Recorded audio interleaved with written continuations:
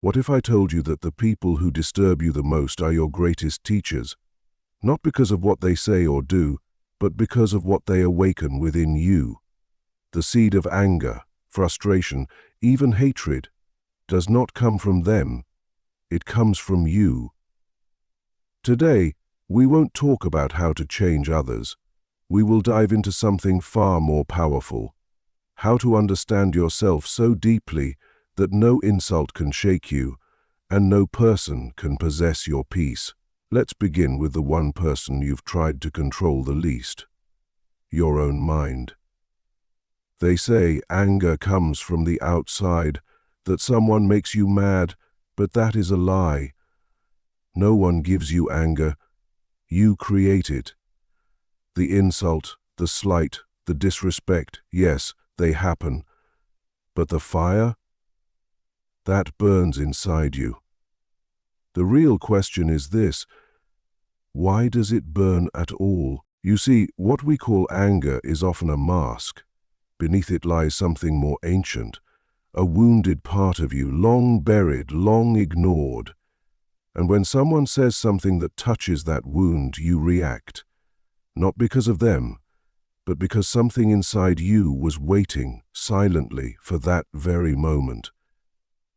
The world is your mirror, and those who provoke you the most, they are not your enemies. They are the reflections of your unintegrated self.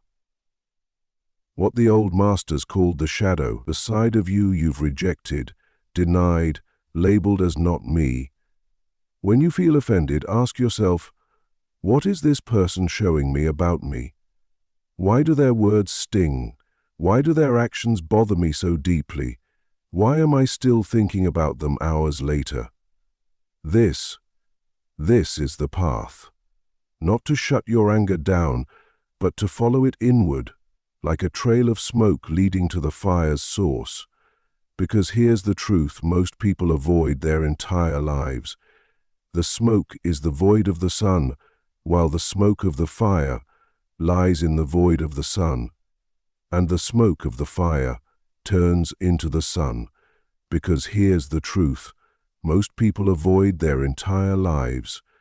What you hate in others is often what you've refused to see in yourself. The arrogant man, the manipulative friend, the cold parent, the demanding boss. These figures are not just people, they are archetypes, symbols of your own psyche, walking the world, triggering what you must still face. You think you're mad at them? No. You're mad at yourself. For not setting boundaries, for not speaking your truth, for feeling powerless. Again, and until you meet this shadow with full awareness, until you welcome it, own it, integrate it, you will be ruled by it, provoked by others, again and again, trapped in a loop you cannot escape. But when you do integrate it, something remarkable happens.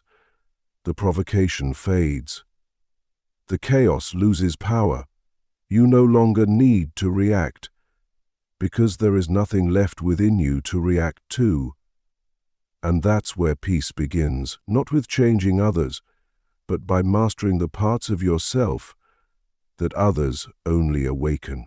Now, you might be wondering, if these people are mirrors of our shadow, what happens when we no longer need to react at all? What happens when detachment becomes natural, effortless, silent? Well, that brings us to something far deeper, the inner alchemy of emotional freedom. Imagine, someone insults you, dismisses you, mocks you in front of others, and yet you feel nothing. Not because you've numbed yourself, but because there's nothing inside left to bruise. That isn't weakness, that is alchemy, the transformation of inner lead into gold. But most people don't transform. They react. Automatically, blindly, predictably. A trigger appears, and they become a puppet to it. Pulled, pushed, provoked, as if their center of power was never within them at all. So the real question is this: what if your reactions weren't yours to begin with? What if the voice inside you, the one that snaps, cries, judges, rages, was not your soul, but your conditioning? You see, every trigger is a signal, a flare from your unconscious, a message saying, "Here, look here." Something remains unresolved. And most people run from that message. They project, blame, attack. But the alchemist, the true seeker, they do something far more rare. They listen, they pause, they observe, they ask, why did that specific comment upset me? Why do I feel this way when others don't? Whose voice is that in my head, really? Because once you can witness your emotions without becoming them, once you can observe the storm without being swept away, you are no longer a prisoner of your past. You become sovereign, no longer manipulated by others or by the ghosts of your own childhood. And slowly, a gap appears between stimulus and response. In that space, you become free. You no longer react. You choose. Not from fear, not from pride, but from deep, centered clarity. And here's where it turns into gold. The very people who used to disturb you become irrelevant. The words that once pierced me become echoes in the distance, not because you won a battle, but because the battle within you no longer exists. You transcended it. That is inner alchemy. But you may ask, if my emotions are no longer controlling me, if I've turned anger into awareness and triggers into truth, then who am I really beneath all that noise? That's the next mystery. Because if the world is a mirror, then what does it reflect when there's nothing left inside to defend? Let's look into that mirror more closely. Look closely at the person who irritates you, not with judgment, but with curiosity. Why them? Why now?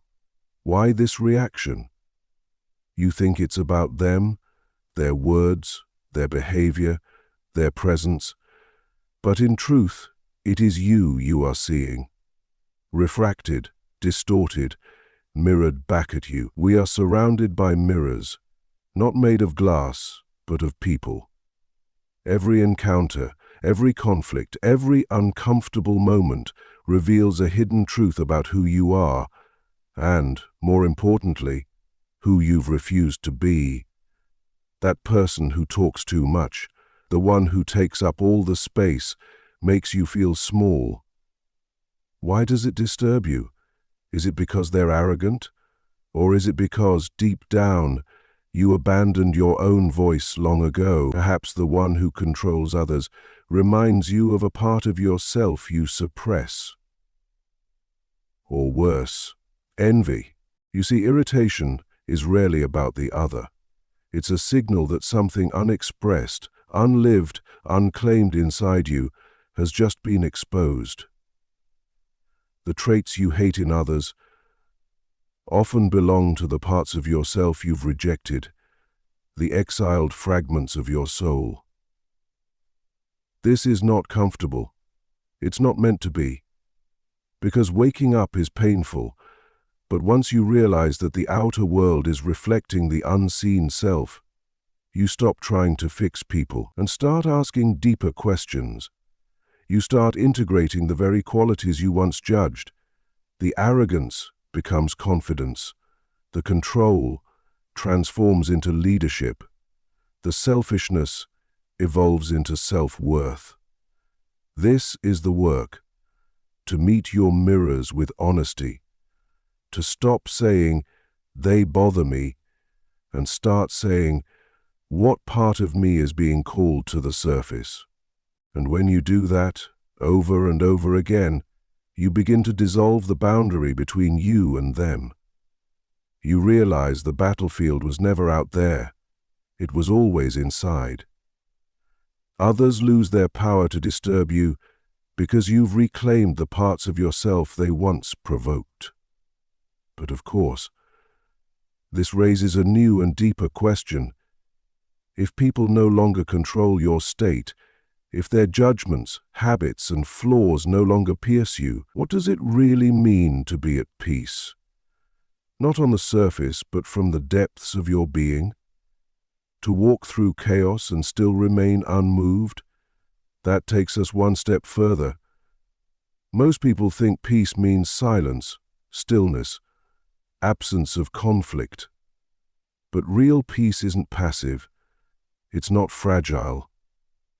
It doesn't vanish at the first sign of chaos. Real peace is active. It meets life head-on and does not flinch. The key isn't to avoid conflict or suppress emotion. The key is to embrace what rises without becoming it. When someone speaks with disrespect, your mind may flood with old defenses: anger, sarcasm, withdrawal. That's the automatic self. But in that instant, between stimulus and reaction, you have a sacred window. You can step into it and choose.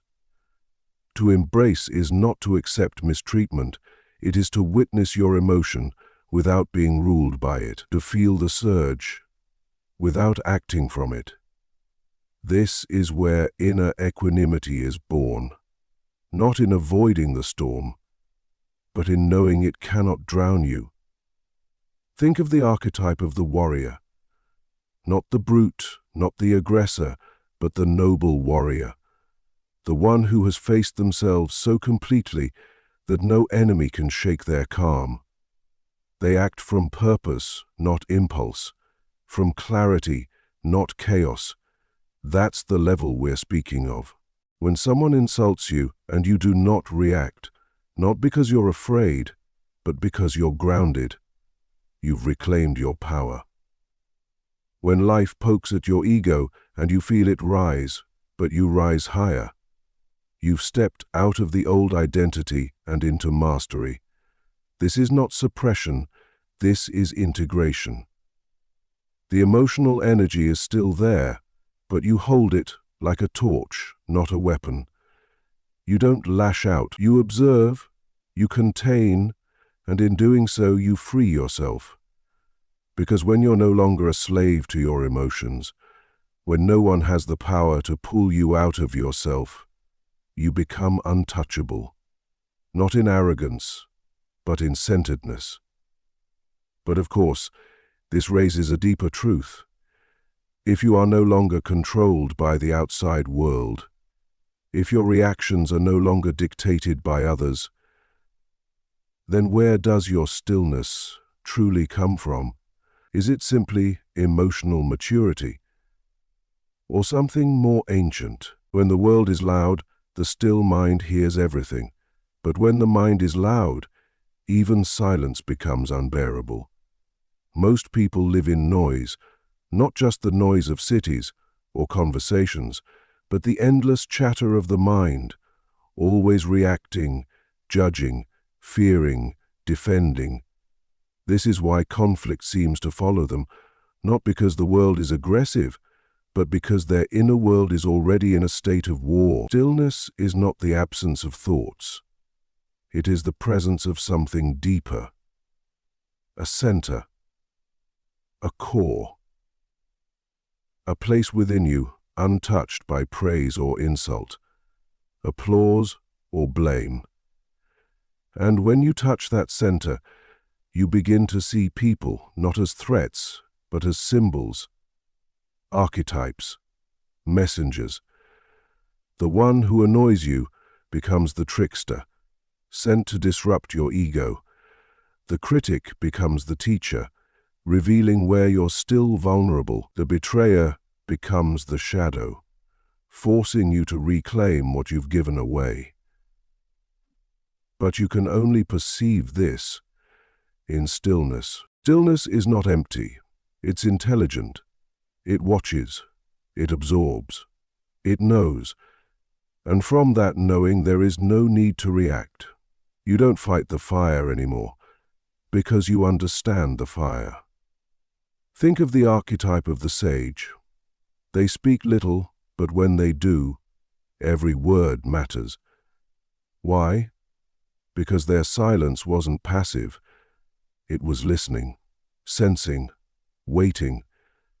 That stillness within you, it's not a technique, it's a remembering, a return to the part of you that has always known how to stay rooted, even when the winds of chaos blow hard.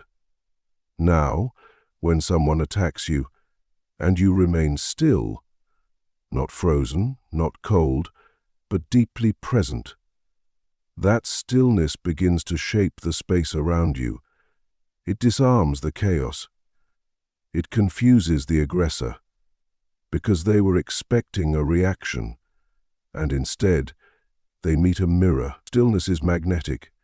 It pulls the unconscious into the light, and more than that, it reveals what kind of self you've become. But here's the mystery.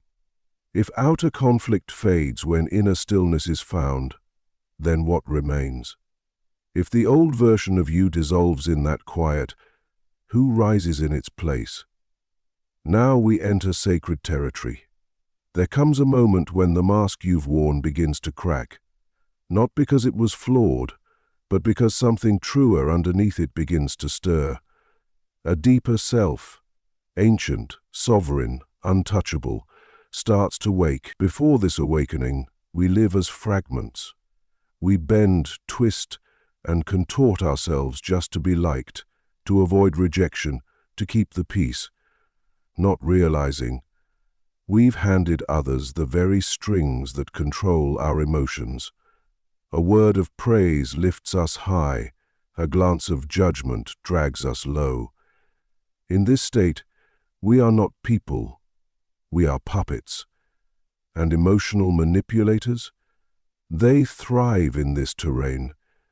They sense who still needs approval, who still fears being alone, who hasn't met the dark corners of their own psyche. They don't attack your strength, they mirror your weakness. They push the buttons that already existed inside you. But here's the shift.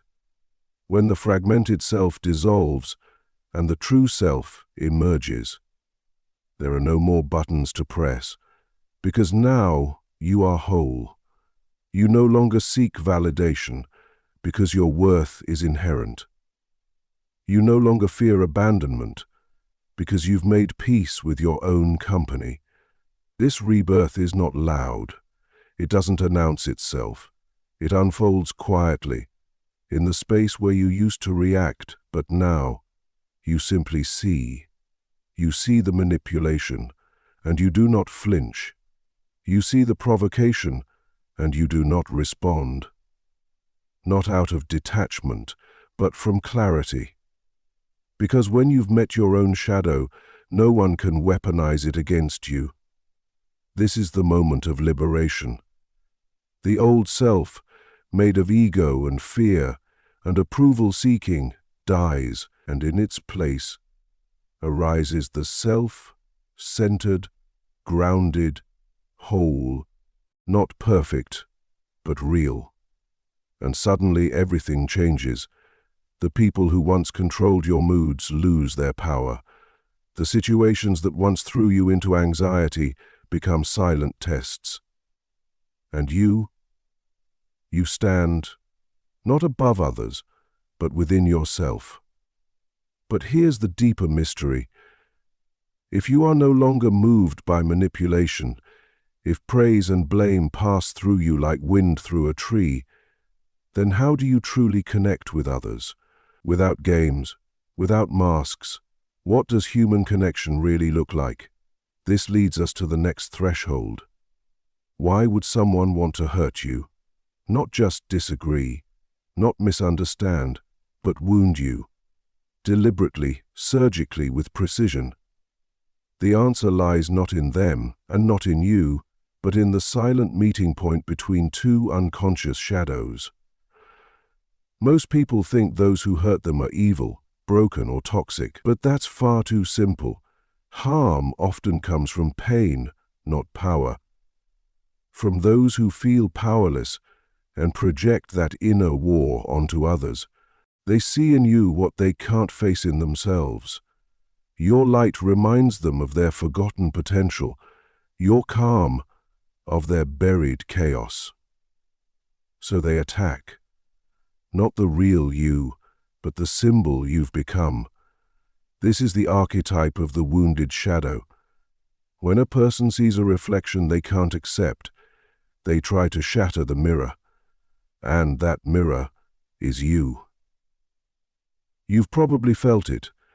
Someone mocks your progress, dismisses your voice, belittles your boundaries. But the truth? They're not responding to you. They're responding to what you trigger in them. You might stir guilt, or envy, or the pain of all the things they never dared to become, and in that reaction they strike.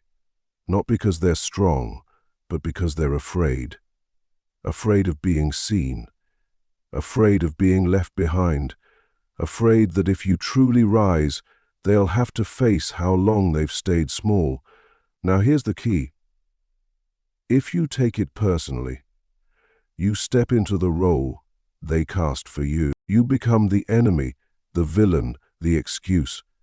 But if you stay rooted, if you recognize the archetypal drama unfolding, then you rise above it. You stop asking, why are they doing this to me, and instead ask, what wound in them is being awakened by my presence? This understanding does not mean you tolerate abuse. It means you see clearly. And when you see clearly, you remain free. But now comes the final threshold. If others are acting out their own pain, and you are no longer absorbing it, then what do you do with that clarity? Do you walk away? Do you transform it? Do you stay silent or speak? Let's move to the final integration. What if every emotional trigger wasn't an attack, but an invitation? What if anger, rejection, even humiliation were raw materials meant not to control you, but to evolve you? This is the path of the internal alchemist, the one who doesn't escape pain, but transforms it. Most people are ruled by their emotions. They react, defend, lash out, or shut down. But reaction is always unconscious. It means something outside you still holds the reins. But when you begin to observe emotion, not as truth, but as energy, symbolic energy, something incredible happens.